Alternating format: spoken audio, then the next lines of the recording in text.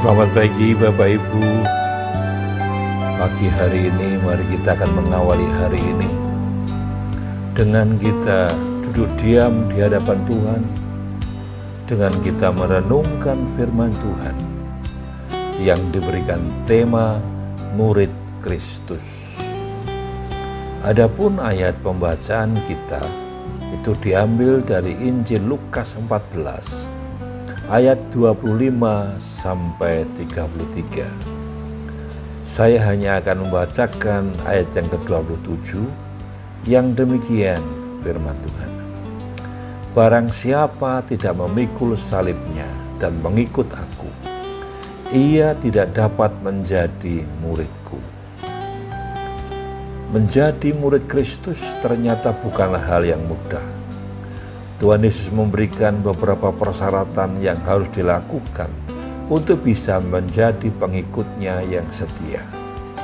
Dalam Injil Lukas 14 ayat 25 sampai 34, paling tidak ada beberapa persyaratan yang harus dilakukan. Yang pertama, untuk menjadi murid Kristus, seseorang harus dapat memprioritaskan Tuhan dalam hidupnya. Tuhan Yesus mengatakan, jikalau seorang datang kepadaku dan ia tidak membenci bapaknya, ibunya, istrinya, anak-anaknya, saudara-saudaranya laki-laki atau perempuan, bahkan nyawanya sendiri, ia tidak dapat menjadi muridku. Itu dapat kita baca di dalam ayat yang ke-26. Yang Tuhan Yesus maksudkan pada bagian ini adalah bahwa semua pertalian keluarga, bahkan nyawa sendiri, setidaknya tidak menjadi lebih penting sehingga menghalangi seseorang untuk menjadi pengikut Kristus. Jadi dalam hal ini Tuhan Yesus berbicara tentang prioritas Tuhan dalam hidup. Ia harus diutamakan, harus menjadi fokus dan tujuan hidup kita. Inilah alasan pertama yang Tuhan nyatakan kepada kita, karena untuk itulah kita diciptakan oleh Tuhan. Kemudian persyaratan yang kedua ada di dalam ayat yang ke-27, yaitu harus memikul salib dan mengikutnya. Salib adalah suatu lambang yang mengacu pada hal yang tidak menyenangkan. Dalam mengikut Kristus, sangat mungkin sekali jika ada penderitaan yang harus kita tanggung dan ada harga yang harus kita bayar sebagai konsekuensi dari beriman kepada Kristus. Sedangkan syarat yang ketiga itu dapat kita lihat di dalam ayat yang ke-33, dikatakan bahwa menjadi murid Kristus harus berani melepaskan dirinya dari segala miliknya. Biasanya hak milik atau harta yang kita miliki seringkali menghalangi kita untuk bertumbuh. Sebagai orang percaya, kita harus bisa melepaskan hak-hak kita demi Injil.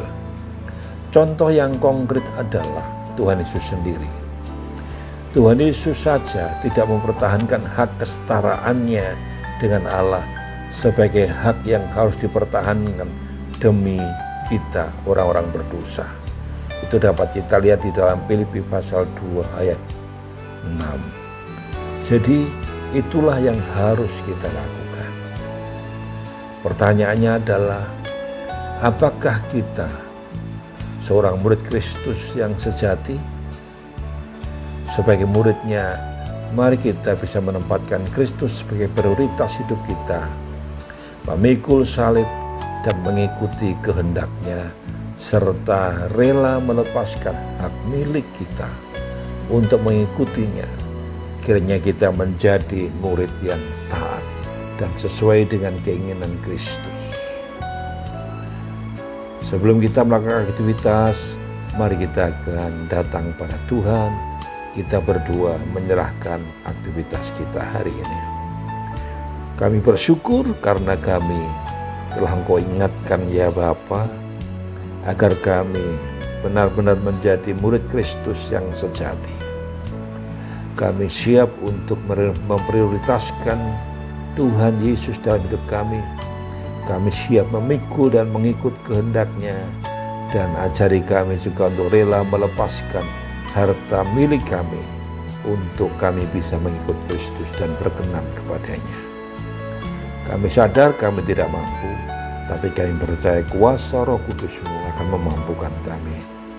Aktivitas kami hari ini juga kami serahkan dalam tangan kuasa-Mu, baik yang bekerja, yang sekolah, maupun yang di rumah, maupun aktivitas kami yang lain.